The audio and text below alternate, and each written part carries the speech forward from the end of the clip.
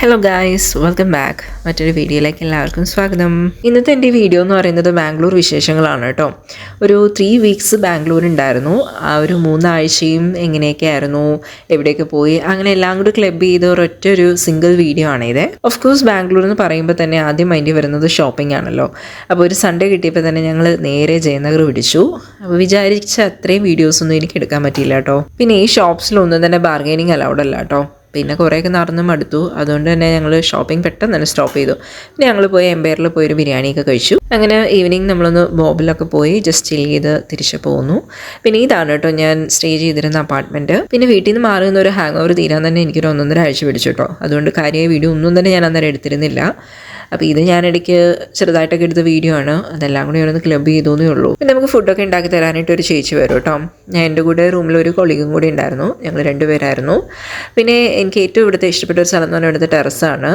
Because evening പോയിരുന്ന് ചില്ലടിക്കാൻ പറ്റിയ സ്ഥലമാണ്. എയർപോർട്ടും കൂടി അടുത്തായിട്ട് ഇപ്പോഴും ഫ്ലൈറ്റിന് സൗണ്ടാണ്. പിന്നെ ഒരു ദിവസം ഈവനിങ്ങിൽ നമ്മൾ മാമിൻ്റെ ബർത്ത്ഡേ ഒക്കെ സെലിബ്രേറ്റ് ചെയ്യാനായിട്ട് ഏക്കർ ബാംഗ്ലൂർ അവിടെ പോയിട്ടോ.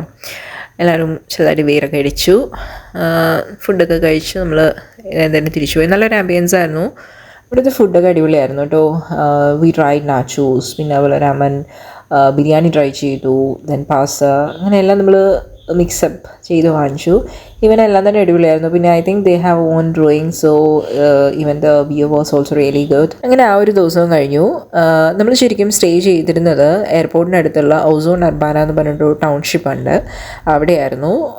സോ ഒരുപാട് അപ്പാർട്ട്മെൻറ്റ്സും എല്ലാം തന്നെ ഉള്ളതുകൊണ്ട് തന്നെ they have well maintained. Even security ആണെങ്കിലും ഓൾ ഗുഡ്. പിന്നെ ഇതുപോലെ ഒരുപാട് പ്ലേ ഏരിയാസ് ഉണ്ടായിരുന്നു.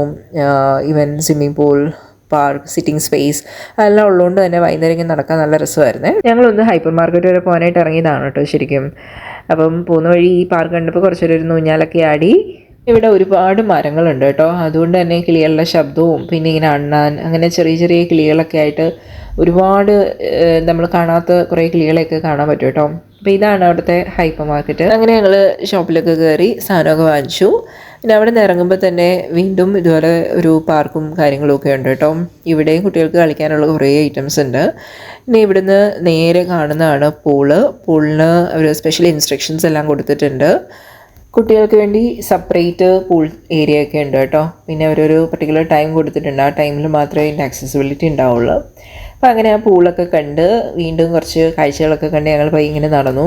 ഈ ഒരു മരം ഞാൻ ഇതുവരെ കണ്ടിട്ടില്ല കേട്ടോ. ഇത് എന്ത് കായാണെന്നൊന്നും അറിയില്ല.